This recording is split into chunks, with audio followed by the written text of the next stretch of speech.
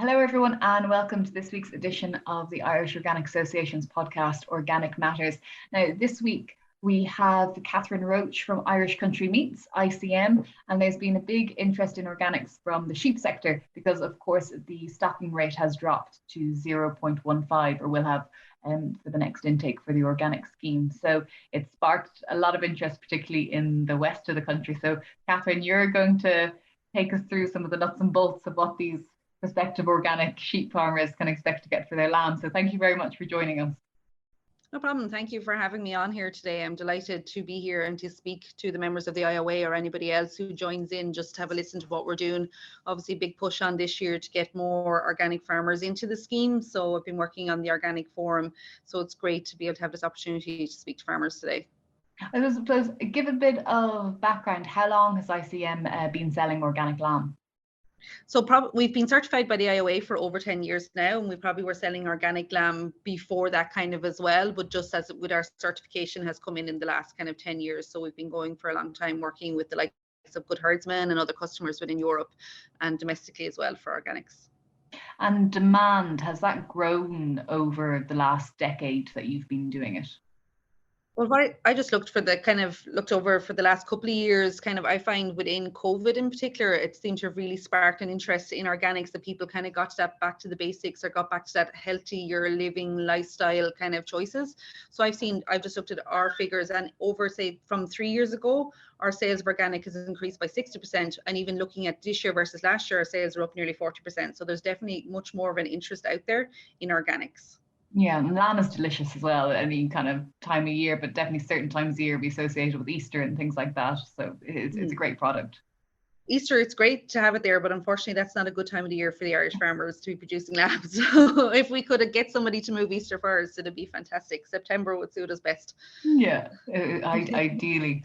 In terms of how many lambs you process every year, do you have any idea of figures around that? Yeah, so on average, we would kill between 10,000 and 12,000 organic lambs every year, and we probably kill more indirectly as well, that they probably have come into our system, but they haven't come in as organic. Is the problem is that that lamb would have started organically, but because it was sold into conventional store trade, it's then obviously sold as conventional. But as pure organic kind of kill, we probably work between 10 and 12,000 in the last couple of years. Is there capacity for that to expand? Do you think the market might be there? Definitely is capacity. We're probably holding back a little bit on going out there, because a lot of the retailers that come to us, or the companies, wholesalers, manufacturing companies, they want 52-week supply, and they want like their volume. We're probably dealing with the smaller companies now, and what we're doing is, so if we want to go out there to the bigger companies who are definitely looking for organic and have organic on our shelves, we need to ramp up, and we need to have an increase in supply and a year-round supply. Okay. And do you work quite closely with farmers? I mean, do you ring them up? Do they ring you up? How do they book lambs in if they're interested? Say, if they're, I know it's a 2-year conversion process, obviously, but if they want to get more information and to have kind of a supply route ready, what's the best thing to do? Well, our procurement team is who they need to speak to, but for us, communication is really key. They need to be talking to us and letting us know what they're doing. But our procurement team is out there doing that already, speaking to farmers. We have over 6,000 farm suppliers, of total farm suppliers, and our team then are in both Cumone and Navan. They're constantly speaking to these farmers, seeing what happened, what's going on in their farm, when their lambs are coming fit, what times of year they're lambing at, what their thoughts are on going organic or not, kind of what's the kind of out there, what's happening in the markets and what farmers are thinking. Plus, I know farmers like to bounce different ideas and different, like, oh, we're having a problem with foot rot or whatever on our farm. Are you seeing this? Are you seeing other people coming in with problems with liver this year? Like, just different bits. And they're always constantly speaking. They're out there meeting with the farmers, whether it's they're calling in here or us going out there now, which is great. With COVID over, we're back out there, farm walks, at shows, out in the marts. But it's great. They're definitely, our procurement team is who you need to speak to. But do keep the communication levels open. We want to know what's happening and where it is, because we need to plan ahead, as do the farmers need to plan ahead. Of the, say, 6,000 farmers overall you have, do you have any idea how many of those are organic? So kind of in the last couple of years that the figures have grown. So I think last year in total, we had 143 individual organic farm suppliers that supply to us here in ICM. And do you have any idea of, you mentioned kind of up to 12,000 lambs, organic lambs overall. Do you have any idea of kind of the average amount each organic farmer would supply? I know that's quite specific, but I'm just wondering, I'm just curious. No, well, we don't have it because literally animals kind of come in here. The nature of the business is with the amount of farm suppliers. Some people come in with 1-2 lambs, other people come in at 10, 12, 100 or 200 lambs at a time. So I don't have, but I know at certain times of the year, there's obviously peaks and troughs within the lamb supply always, but with organics, more so looking at the figures, I think for last year, we killed maybe 1,900 organics in September, but in January we killed less than 400. So like that's where the bulk of the supply is coming in. And I totally get it, sheep farmer myself.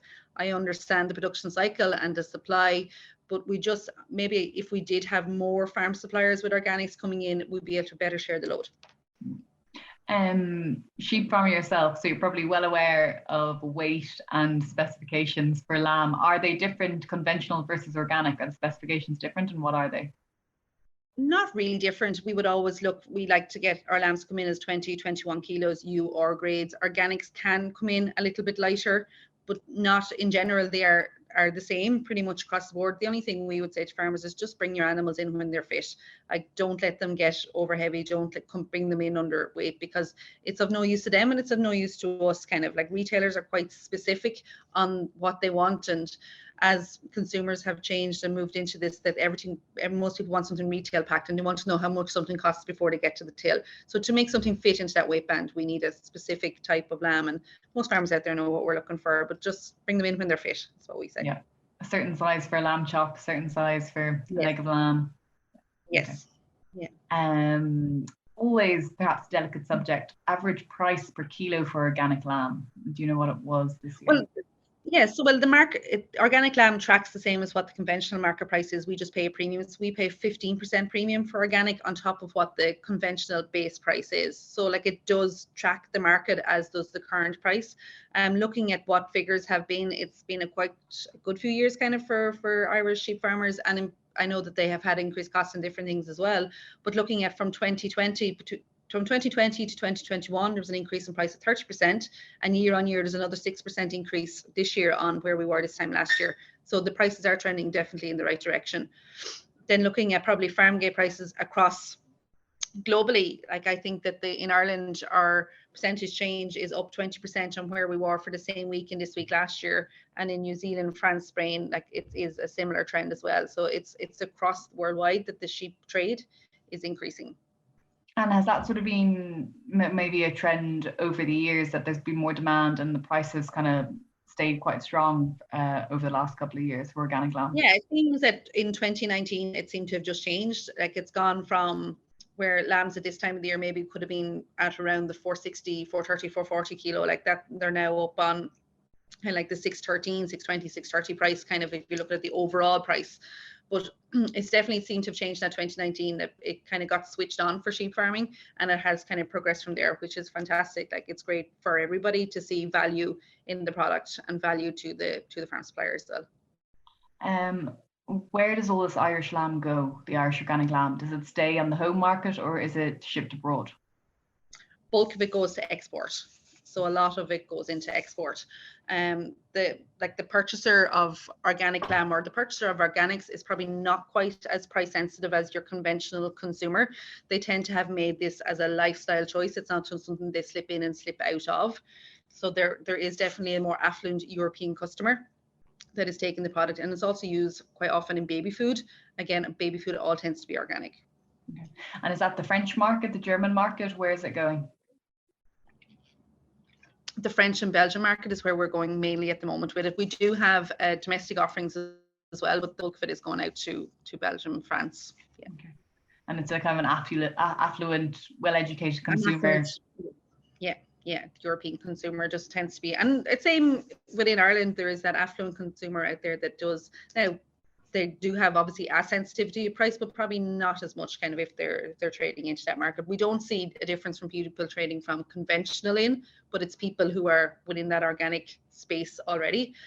The only thing I would be concerned about is they obviously do have price sensitivities to an extent that if we do lose that shelf space, it's very difficult to get it back. So we just hope to try and keep the lamb on the shelf. I was approached by a few people at the ploughing who listened to this, and a couple were actually non-farmers, and they're interested in organics. So I'm wondering, where do they go? What shops do they go to in Ireland to get organic lamb? Where would they head? In Dunn stores carry quite a large range of organic lamb. I think there's 5 or 6 different SKUs on sale 52 weeks of the year, so they can go there. I'm not sure really where else has it, but I know there's probably lots of other people out there. And consumer feedback on the lamb, is it different in Ireland compared to what you get abroad? It's probably the same across the board. Research was recently done by the Thinking House in Borbia, and what they kind of came back to us with, the main reason that people buy organic, it's organic, not specifically organic lamb, is that it's better for your health, better for the environment, tastes better. Yeah. And is it thing, because I remember going on a trade mission years ago to Japan, and they had to teach people where Ireland was on a map. They had to physically put up a map and be like, this is England, this is Ireland, they're two separate places. And I'm guessing the European consumer knows Ireland, and we have a good enough, I guess, I don't know, food quality report. Are they happy enough with us? Definitely.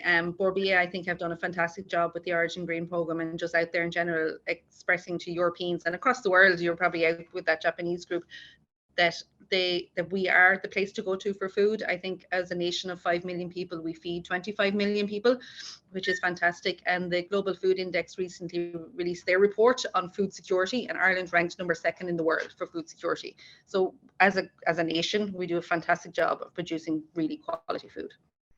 And I know you said that there is room for more organic lamb producers, and you said you're a sheep farmer yourself. Have you perhaps been looking over the figures in terms of what organics could bring you on your own farm?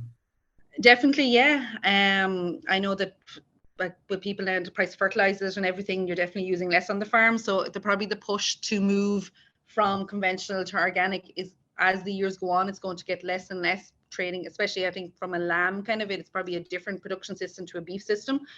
But yeah, no, we definitely will be looking into it kind of. But for us as well as being organic, what's really important is people getting on board, and sheep farmers, and getting on board with the Borbia Quality Assurance Scheme, because lots of people are looking for both in hand, or even other specifications. Like, they look for organic and they're very happy with the IOA standards, but sometimes they look for a bit extra on, they must be killed in batches of 20. They must have not used this antibiotic even though it's approved. Kind of like, so with organics, it's always that little bit trickier.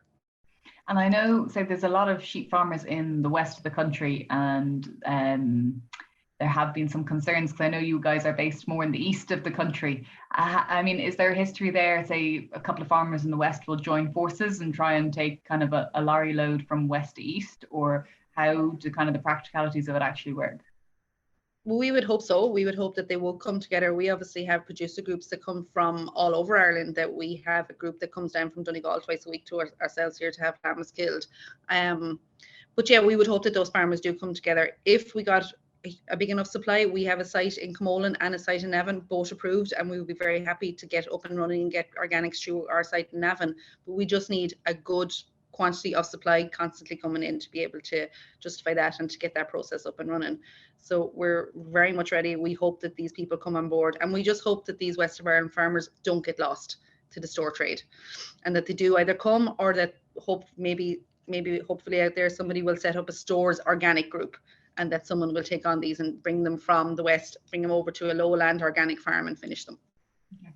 And any final words of advice for anyone thinking, is it to, if they've made up their mind and they are going to become organic, should they kind of let you know in advance how many lambs potentially they'll have in 2 years' time, or what's the best piece of advice you could give them? Yeah, definitely communication, keep in touch, let us know what's happening, but speak to everybody, speak to Tagish, speak to the IOA, speak to everybody out there, and make sure that you're getting all the supports you need, getting all the help you need with everything, financial supports, whatever it is that you need be. But definitely keep in touch with us, let us know what's happening, because then we can go to the consumer, to the retailers, to the wholesalers, and let them know, right, this is coming, what can we do? Yeah, that's it. Okay, Kathryn, thank you so much for that. That was very informative. For anyone listening, you've been listening to the Organic Matters podcast, brought to you by the Irish Organic Association. And we have lots of podcasts in the archive as well. So if you're interested, please go to www.irishorganicassociation.ie.